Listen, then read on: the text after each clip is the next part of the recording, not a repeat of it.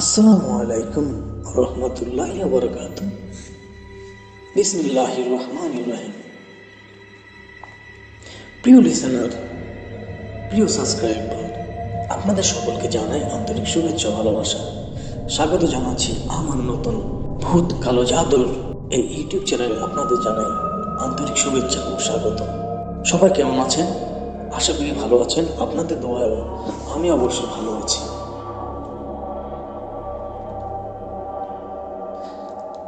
আজকের যে বড় ভৌতিক কালো জাদুর এই ইউটিউব চ্যানেলে এখন আপনাদেরকে ভৌতিক ও ব্ল্যাক ম্যাজিকের সম্পর্কে আরো নতুন কিছু দিতে পারিনি, তাই আমি আন্তরিকভাবে দুঃখিত।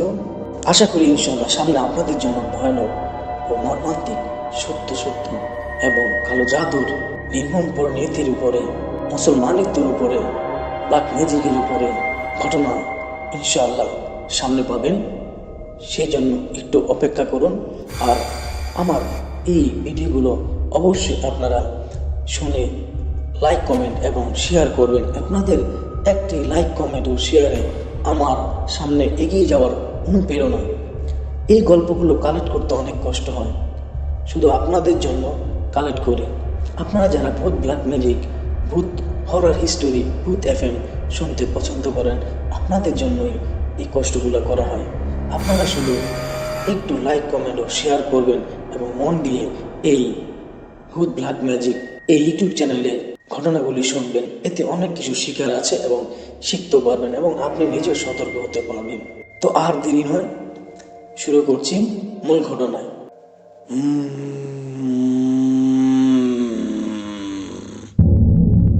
ভয়, শুধু ভয়, ভয়ের মাঝে হারিয়ে যাওয়া এক নতুন ঘটনা। আসসালামু আলাইকুম। ঘটনাটি আমার কাছে যেভাবে এসেছে আমি সেভাবে বলছি। ঘটনাটা যিনি লিখে পাঠিয়েছেন তিনি যেভাবে বলেছেন আমি সেইভাবে ঘটনাটি তুলে ধরার চেষ্টা করেছি। আমি মোহাম্মদ সুমন। ঘটনাটি যখন ঘটেছে তখন আমাদের গ্রামে বন্যার পানিতে আশেপাশের সমস্ত গ্রামের ক্ষেতের জমি সব ডুবে গেছে। আমাদের গ্রামের ক্ষেতের জমিগুলো প্রায় ডুবুডুবু। শুধু আমাদের বাড়ির আশেপাশের জমিগুলোতে সবার পরে বন্যার পানি ওঠে। তখন আমাদের বাপ চাচাদের জমিগুলোতে এখনো ধান কাটার অল্প কিছু বাকি ছিল। আমার বাবা এবং আমি, আমাদের দুজনেরই মাছ ধরা নেশা ছিল। আমাদের গ্রামে যে জমিগুলোতে বেশি বন্যার পানি ছিল সেই জায়গাগুলোতে আমরা মাছ ধরতে যাই। এইদিকে বন্যার পানির কারণে আমাদের বাড়ির আশেপাশের সবাই তড়িঘড়ি করে ধান কাটার জন্য ব্যস্ত হয়ে পড়ল। তো আমাদের ধানগুলো কেটে আমরা বাড়িতে আনলাম। রাতে খাবার দাবার শেষ করে বাবা কারেন্ট জাল নিয়ে মাছ ধরতে বের হবে। কারেন্ট জাল বুঝেছেন তো? গ্রামে অনেক পদের, অনেক গ্রামে, অনেক জেলায় অনেক ভাবে মাছ ধরার কৌশল ব্যবহার করে। কেউ জাকি জাল দিয়ে, কেউ ঠেলা জালে দিয়ে, তিন কোনাচা জাল যেটাকে বলে ঢাকার ঠেলা জালি, গ্রামের ভাষায় বিভিন্ন বলে, আমরাও ঠেলা জালি বলি। তো সেই জালটা হলো, এই জালটাকে যেভাবে বড় জাল দিয়ে যেমন বড় পুকুরে মাছ ধরা হয়, এই জালটা তেমন। এই জালটার একটা সুবিধা হলো, এই জালটাকে কারেন্ট জাল কেন বলে? এই জালটা পানির ভিতরে ডুবিয়ে রেখে এই মাথা থেকে ও মাথা যখন আপনি দিয়ে আসবেন, যখন মাছগুলো চলাচল করবে তখন অটোমেটিক ওই জালের সাথে বেজে মাছগুলো আটকে যায়। এই কারণে এটার পরিভাষা দেওয়া হয়েছে কারেন্ট জাল। এটাকে আটকে দিয়ে মাছগুলো লাফাতে থাকে কারেন্টের মতো শব্দ করে, এই জন্য এটাকে বলা হতো কারেন্ট জাল। কারণ কোনো মাছ আশেপাশে এই পাশ থেকে ওই পাশ গেলে এটাতে পড়লেই বেজে যায়, আর বেজে সে আটকে যায়। এই জন্য এটাকে বলা হয় কারেন্ট জাল। তখন আমি বাবাকে বললাম, বাবা আমি যাব। বাবা বলল, না এখন তোর যাওয়া লাগবে না, সারাদিন অনেক কষ্ট পরিশ্রম করেছিস, আমরা কয়েকজন একসাথে যাচ্ছি, তুই কালকে যাস। আমি আর কিছু বললাম না, কারণ বাবার বন্ধুরা যখন একসাথে মাছ ধরতে যায় তখন তারা সারা রাত গান বাজনা আর হুক্কা খেয়ে আনন্দ করে। বুঝতে তো পারছেন, সকালবেলায় হুক্কা খেয়ে আনন্দ করে, সারা রাত হুক্কা খেয়ে আনন্দ করে সকালবেলায় মাছ নিয়ে ওই কারেন্ট জালগুলো আবার পানিতে ডুবিয়ে রেখে মাছ নিয়ে বাড়িতে আসে। বুঝতে তো পারছেন কি জন্য আমি আর বেশি কথা বললাম না। পরের দিন আমাদের স্কুলের মাঠে ফুটবল খেলা ছিল বিকেলে। খেলা শেষ করেই আমি আমার বন্ধু রাজন বাড়ি ফিরছি। আমরা দুজনে ঠিক করলাম আজকে আমরা দুজনে মাছ ধরতে যাব।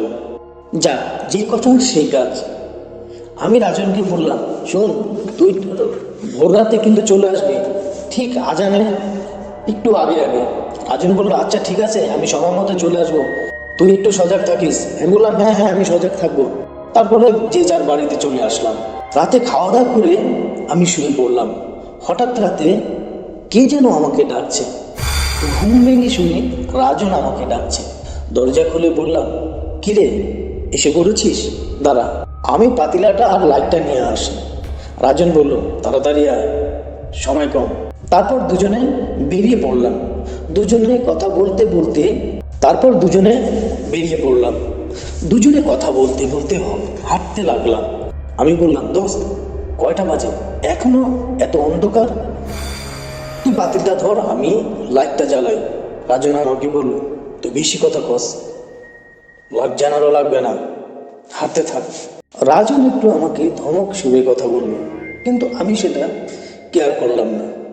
আমি বললাম, না দোস্ত, অনেক অন্ধকার, তারপরও লাইটটা জ্বালাই। আমি কথা না বলে লাইটটা জ্বালাতে গেলাম। লাইটটা জ্বলে উঠল। জ্বলে ওঠার সাথে সাথে লাইটটার আলো নেভে গেল। আমি সুইচ টিপতে লাগলাম, কিন্তু কিছুতেই লাইট আর জ্বলছে না। আমি বললাম, যা সালা, লাইটটা নষ্ট হয়ে গেল নাকি? তারপর আবার একটু চেষ্টা করলাম, কিছুতেই লাইটটি জ্বলছে না। রাজনকে বললাম, সালা, তোর অভিশাপ লেগেছে রে, তোর কথা না শুনে লাইটের এই অবস্থা হয়েছে। তারপর আমরা বিলে চলে আসলাম। বিলের ধারে আমাদের নৌকা বাঁধা ছিল। এই নৌকাটা বাঁধাই থাকে, কারণ বিলের অনেক দূরে আমরা সেই কারেন্ট জালগুলো পেতে আসি। দুজনে নৌকায় উঠে বসলাম। রাজন এক মাথায় আর আমি আর এক মাথায়। নৌকা চালিয়ে জালের কাছে আসলাম। আমি রাজনকে বললাম, শোন বন্ধু, এই নে পাতিলা, মাঝখানে রাখলাম, আমি মাছ ছাড়িয়ে ফেলবো, তুই সেগুলোকে পাতিলায় রাখবি। রাজন মাথা নাড়ল, যে কথা সেই কাজ। আমি বিসমিল্লাহ করে জাল থেকে মাছ ছাড়ানোর কাজে ব্যস্ত হয়ে পড়লাম। আমি একটার পর একটা মাছ ধরছি। জালটিকে আবার জায়গা মতো এক মাথা থেকে অন্য মাথা যাওয়ার চেষ্টা করছি।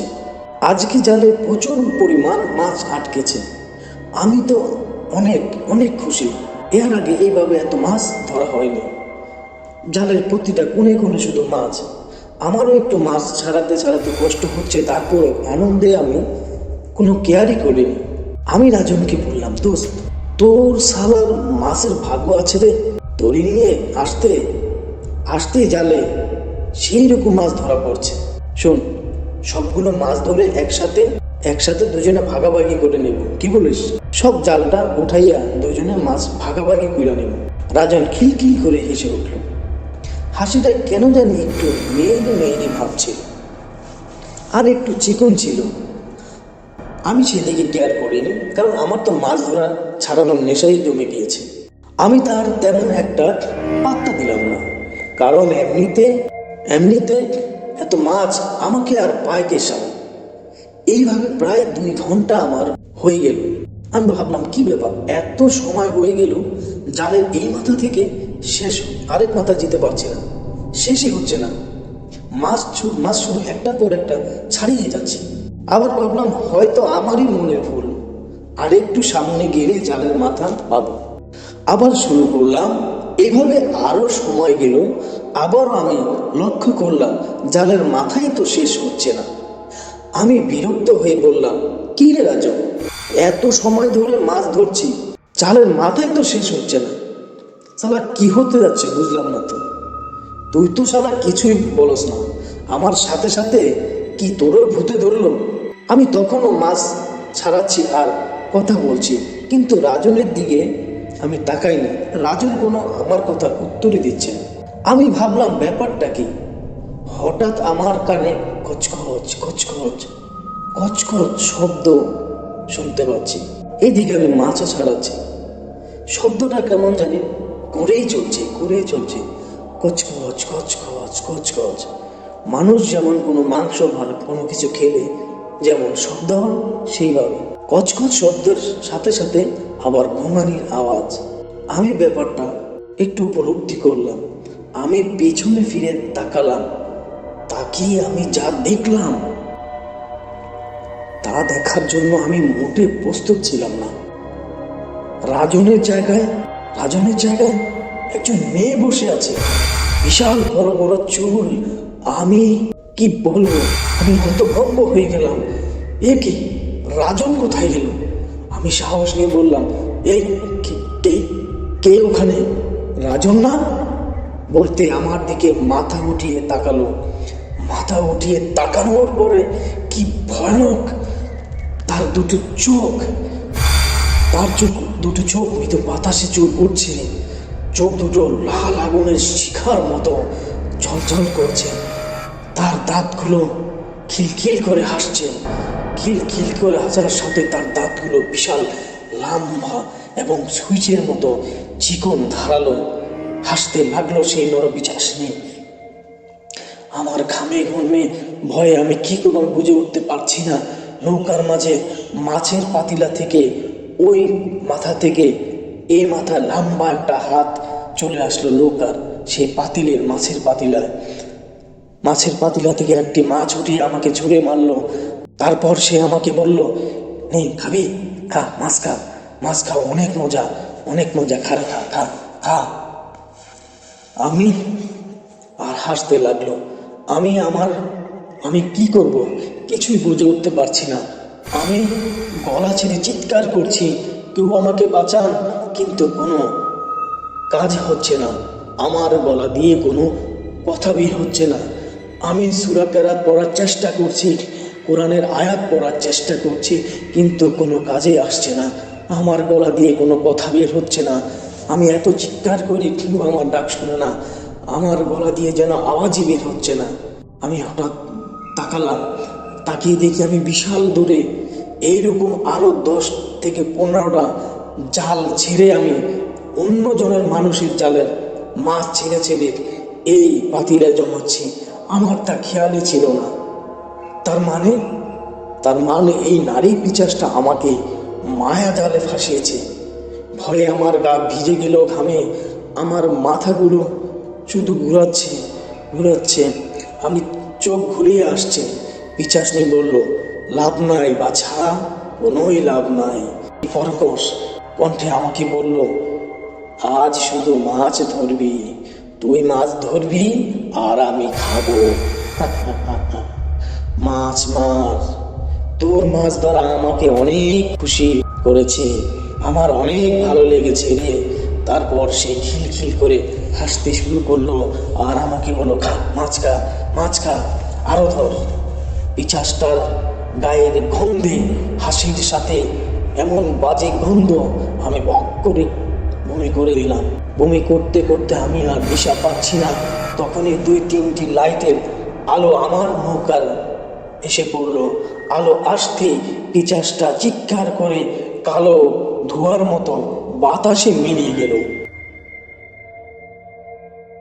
আর আমাকে বলল, আজকে তুই বেঁচে গেলি রে, আজকে তুই বেঁচে গেলি। আমি মা বলে বিকট চিৎকার করে পানিতে ধাপাস করে পড়ে গেলাম। তারপর আমার আর কিছুই মনে নেই। তারপর 3 দিন পর আমার জ্ঞান ফিরে আমি সব জানতে পারলাম। সেদিন আমার বন্ধু ফজরের আজানেরও আগে এসেছে। সে আগে এসে আমাদের বাড়িতে আমাকে ডাকার জন্য আসছে। তখন আমার মা বাবা বললো, ও তো বেরিয়ে গেল, ও তো নাই মানে। তখন বললো, তুমি না আয়সা আমার ছেলেকে নিয়ে গেলে? বললো, না, আমি তো এখন আসছি। কি বলেন কালাম? তখন তার বাবা তড়িঘড়ি করে এবং আমার বন্ধু তারা লাইট নিয়ে তাড়াতাড়ি বেরিয়ে গেল। ছেলে বুঝে গেছে ছেলের নিশ্চয়ই কোনো বিপদ হয়েছে। তারপর সব ঘটনা আমি জানতে পারলাম। আমাদের মসজিদের হুজুর আমাকে এই 3 দিন ঝাড়ফুঁক দিয়ে আল্লাহর কালাম পড়ে আল্লাহর রহমতে আমাকে সুস্থ করে তুলেছে। আমি সুস্থ হয়েছি, এখন আল্লাহর রহমতে আমি ভালো আছি। প্রিয় নূর ভাই, সেই থেকে আমি তেমন আর মাছ ধরতে রাতে যাই না। তারপরও মাছের নেশায় তো জানেন, গ্রামের ছেলেদের মাছের নেশা এমন মাছের নেশা। তারপর মাঝে মাঝে আমি যাই, এখন আমি অনেক সতর্কভাবে যাই। আর কোনো ঘটনা আমার সাথে এখনো ঘটেনি। তো আজকে ছিল এই আমার মাছ ধরার এক ভয়ঙ্কর পিশাচিনীর ঘটনাটি একদম ইউনিক এবং সত্য। বিশ্বাস করা আর না করা সম্পূর্ণ লিসেনারদের ব্যাপার। এটা আমার সাথে ঘটে যাওয়া ঘটনা শেয়ার করলাম। দীর্ঘজীবী হোক ভূত ব্ল্যাক ম্যাজিক। দোয়া রইল আপনার প্রতি এবং সকল লিসেনারদের প্রতি। সকলকে বলবো অবশ্যই ভিডিওটি দেখে আপনারা লাইক কমেন্ট শেয়ার করবেন, কারণ এই গল্পগুলি নূর ভাই খুব কষ্ট করে লেখেন এবং খুব কষ্ট করে প্রচার করেন। আসসালামু আলাইকুম, বিদায় নিচ্ছি। ভুল ত্রুটি হলে ক্ষমা সুন্দর দৃষ্টিতে দেখবেন। অনেক অনেক ধন্যবাদ, অনেক ধন্যবাদ আপনার এই সুন্দর এবং সত্যি একটি কাহিনী বানানোর জন্য। অবশ্যই আপনাকে অনেক অনেক ধন্যবাদ। গল্পটি আমার কাছে ইউনিক লেগেছে এবং ভালো লেগেছে। সম্পূর্ণ একটি নতুন কাহিনী এবং সত্যি কাহিনী। বিশ্বাস করা আর না করা লিসেনার আপনাদের ব্যাপার, কিন্তু আমার কাছে এটা সত্য মনে হয়েছে। আপনারা যারা ঘটনা পাঠাবেন, আশা করি অন্য কারোর ঘটে যাওয়া, অন্য কোনো FM এ ঘটে যাওয়া কাহিনী অবশ্যই পাঠাবেন না। আপনাদের কাছে এটা অনুরোধ থাকবে। মানুষ বলতে ভুল থাকে, সব গল্প মানুষ ধরতে পারে না।